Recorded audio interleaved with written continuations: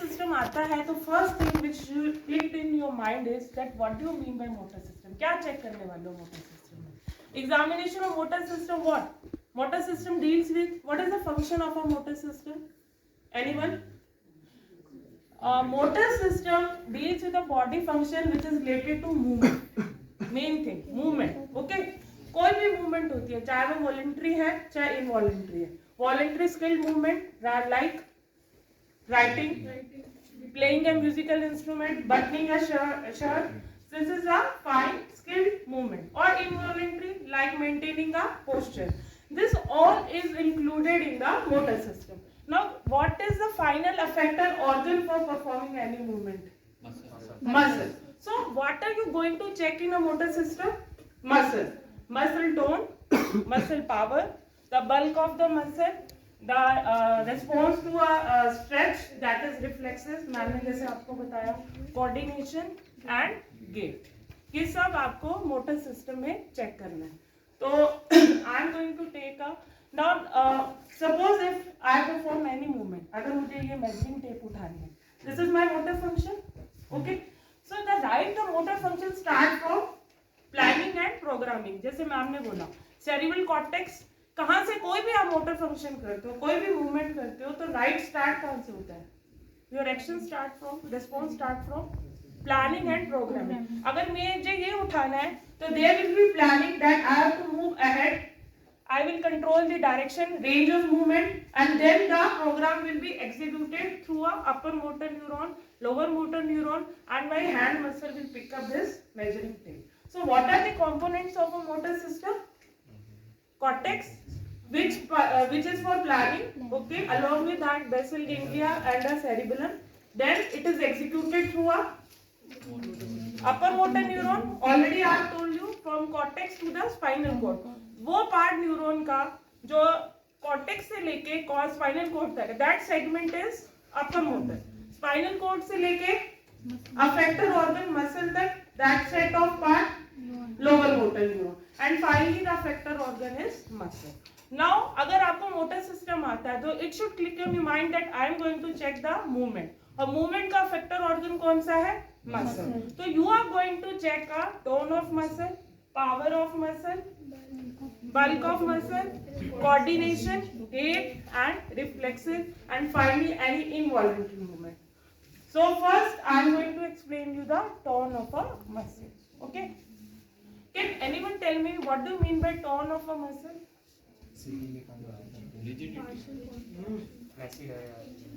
See, all have made a mistake in tone and power. Tone means it is a state of partial contraction present in the resting state in a muscle. Her muscle में even resting state में there is a partial tension, partial state of contraction present, that is termed as a tone. Now how can we assess this tone?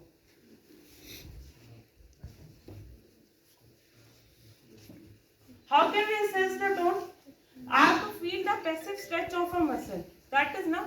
You can feel that tone, yeah, you can examine that tone by making the range movement at particular joint. कोई भी joint है, for suppose I am speaking about upper limb, okay?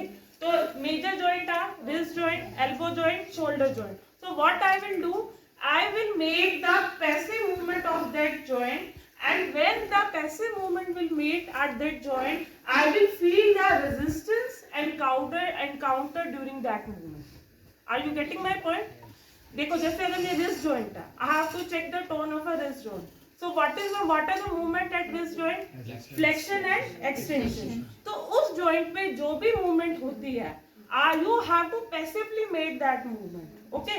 खुद उसकी movement करोगे, और जब वो movement करोगे, you have to feel the resistance and counter during that movement. Suppose if I am going to check his tone of a wrist joint, what will I do? I will passively, मैं खुद उसकी movement करूँगी wrist joint. I will do flexion. इसको flexion नहीं पता तो उसको बोलना है कि हाथ को आगे लाएगा. Okay? Flexion and extension. Okay? So जब उसकी वो movement हो रही है, आप student क्या करते हो? उसको palpate करना start कर देते हो. It is not a palpation of a muscle. You, while doing the movement, you have to see whether that movement is free or not. Resistance मिल रही है या नहीं मिल रही. अगर मुझे एल्बो जॉइंट पे टोन देखनी है तो मैं क्या करूंगी, मैं खुद उस जॉइंट को सपोर्ट करूंगी and I will make a passive movement. Passive मतलब आप एग्जामिनर खुद मूवमेंट कर रहा है तो क्या होगा, आई will do flexion and extension. और जब फ्लेक्शन और एक्सटेंशन जब मैं कर रही हूँ आई हैव टू फील कि मुझे कितना रेजिस्टेंस मिल रहा है। Getting my point. अगर शोल्डर जॉइंट की करनी है तो मैं क्या करूंगी, जो भी मूवमेंट होती है जैसे abduction हुआ, adduction हुआ, फ्लेक्शन हुआ, एक्सटेंशन हुआ, जो भी उस जॉइंट की मूवमेंट है I will examiner will itself make a movement and while making the movement उसको क्या चेक करना है कि जो वो मूवमेंट हो रही है उसमें कितना रेजिस्टेंस उसको मिल रहा है। What is the significance of checking the tone? See tone can be altered in a two ways. There can be hypotonia and a hypertonia. Hypotonia means tone is decreased. Hypertonia means tone is exaggerated. Now hypertonia can be in term of a spasticity and a rigidity. ये viva में पूछ सकते हैं। Okay, spasticity is due to corticospinal, वो ma'am ने theory part में आपको बताया होगा। It is of Cogswell type. Oh sorry, clasp knife. Okay, what is clasp knife spasticity? Anyone class में बताया तो बहुत अच्छा एग्जांपल देके। वो पहले धीरे आता है फिर अचानक। Yes, I have given you a very good example in class कि पहले के जमाने में जो एक चक्कू आता था ना, लिया था ना एग्जांपल, वो अमिताभ बच्चन ने भी लिया होता स्कूल में। क्या होता है उसकी रिजिडिटी, उसकी कैसे आप एक्सप्लेन कर सकते हो compare? Initially it has a resistance, great resistance while to make a movement, और एकदम से चाकू जैसे आप थोड़ा सा आगे लेके गए तो then it is free. That is an example of a clasp knife. इसको क्लास्प नाइफ इसीलिए बोलते हैं क्योंकि इसकी रेजिस्टेंस इनिशियली आपको ऑफर होती है, पर एक बार मूवमेंट स्टार्ट हुई initiated then it become a free. Then rigidity can be a Cogswell type and a anyone lead pipe. Cogswell type rigidity कैसे होगी कि जैसे वो पहिया होता है, पहिया में क्या होता है, कुछ रेजिस्टेंस इज इन पार्ट्स, थोड़ा सा रेजिस्टेंस मिला फिर मूवमेंट फ्री, फिर थोड़ा मिला फिर free, that is termed as the Cogswell type. So अगर आपको हाइपरटोनिया पूछते हैं, एग्जाम्पल पूछते हैं, then you have to give a example of a Cogswell type and a clasp knife and a lead pipe. Okay. Now opposite is hypotonia. Hypotonia में क्या होगा, देखो हाइपोटोनिया में क्या होगा, जो ये मूवमेंट फ्री है it will be not free, there will be great resistance. एकदम आपको जो आपको मूवमेंट फील होगी उसमें काफी रेजिस्टेंस फील होगी। और ऑपोजिट हाइपोटोनिया में क्या होगा, there will be free movement, there will be hyper extension of that joint, the movement will be free. Now the second question that was asked was the power of a muscle. Now what is the difference between a tone and power? Power में कुछ student ने नी hammer उठा लिया था, this is great, बहुत बड़ा blunder है ये। What do you mean by power? Tone और पावर में सिर्फ इतना डिफरेंस है कि टोन में आप जॉइंट की मूवमेंट खुद कर रहे हो और पावर में the movement is made against the resistance. This you have, कोई नहीं हैमर नहीं उठेगा, कुछ नहीं। टोन अगर आपको आता है तो पावर में सिर्फ इतना डिफरेंस करना है कि जब वो मूवमेंट होगी I have to give a resistance against that. Okay, power में जैसे ही आप उसको ये आंसर दोगे the examiner will ask the 5 grades of a power in viva. Grade 0 action, grade 1 flicker और contraction but no movement. Okay, grade 2 no movement is possible but with gravity eliminated. What do you mean by gravity eliminated? जैसे अगर मुझे इसका internal rotation और external rotation करना है तो there should be support.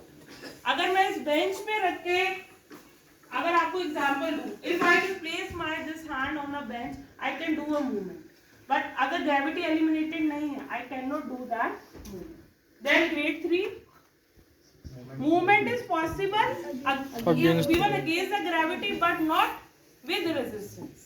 Resistance होगी तो movement नहीं होगी। Grade 4 movement is possible with moderate amount of resistance and normal is grade 5 movement is possible even against the full resistance. So you are our normal subject, the grade is 5. Now example is, यही मैंने आपको जो 3 joints बताए, suppose अगर मुझे wrist का power check करना है तो कैसे चेक करेंगे? Now subject will do the movement, I will ask the subject to bring his hand toward the forearm. ये फ्लेक्शन हुआ ना रिस्ट जॉइंट का, और ये क्या हुआ, एक्सटेंशन हुआ. तो सब्जेक्ट को बोलूंगी कि फ्लेक्शन करे या फिर अपने हैंड्स को कॉमन में आना है तो फोर आर्म की तरफ लाए. Bring that. What I will do, I will give a, करो, रेजिस्टेंस. एक्सटेंशन चेक करना है तो I will ask the subject to make a fist. मुट्ठी बंद करो, और एक्सटेंशन को I will give a resistance. तो what is the difference? I am giving a resistance and subject is doing the movement. But common mistake made by you is that do not compare it with the opposite side. किसी ने भी opposite side में comparison नहीं किया. क्यों? Opposite side करना क्यों जरूरी है? Suppose if there is hemiplegia, एक half side ही paralyzed है, one side. If you are not doing it in opposite side, how will you come to know that whether right side is affected or a left side? First thing. Second thing, what is the comparison? अगर आप इसकी power check कर रहे हो लेकिन उसकी नहीं कर रहे तो you will not have the comparison that whether is of it is of equal grade or no. Now I am going to check the power of a bicep, elbow joint. Elbow joint की कैसे करेंगे, क्या movement है? अगर bicep का check करें और tricep का चेक करें तो I will ask the subject to flex the elbow, है ना. तो क्या होगा, फ्लेक्शन करो. This is which grade? Grade 5. Grade 5. Now I will compare it with the opposite side. This is flexion. अगर extension check करना है, triceps check करनी है, power of a tricep muscle, what he will do? Do the, I will, उसको पहले flexion में रुक, छोड़ो, limb को flexion में रखो और उसको बोलो extend करो. This is grade 5. Now I will compare it with the opposite side. Means you are checking the extensor muscles of Yes. the forearm. Forearm. Triceps, and initially I check the biceps. Okay. Now अगर shoulder joint अगर हम देखें, shoulder joint पे जो movements होती है, suppose if I have to check the abduction, supraspinatus, I will ask the subject to stretch out his arm at 90 degree. So first 30 degree movement is by supraspinatus. करो इस हाथ को ऊपर करो, अब करो. This is supraspinatus. और ऊपर ले जाओ, deltoid. Okay. I will ask the subject to shrug the shoulders. Shoulders को shrug करो. Opposite movement. Simple सा फंडा है, उस मसल की जो भी मूवमेंट है उसके ऑपोजिट आपको क्या देना है, रेजिस्टेंस देना. ओके. पेक्टोरलिस चेक करना है. Ask the subject to clap the hands. Clap. Clap करो. आगे करो. Stretch out your arms and clap. Clap. जब वो clap करेगा तो you have to give a opposite. Okay. Latissimus dorsi चेक करना है तो पीछे की तरफ क्लैप. जो भी मूवमेंट उस मसल की है उसके अगेंस्ट आपको क्या देनी है, resistance. And you have to compare it with the both side and you have to give a grade. Okay. Then after tone, power, reflexes ma'am ने बताया, कोऑर्डिनेशन आपको बताया, गेट बताया. तो आप अपोजिट साइड का है ना, लीजन कौन से साइड में होगी. सपोज ये साइड में प्रॉब्लम है तो lesion will be on the opposite side, है ना. और सेरेबेलम में Same सेम रहेगा. ठीक है. और मोटर और लंबा लेना है. नहीं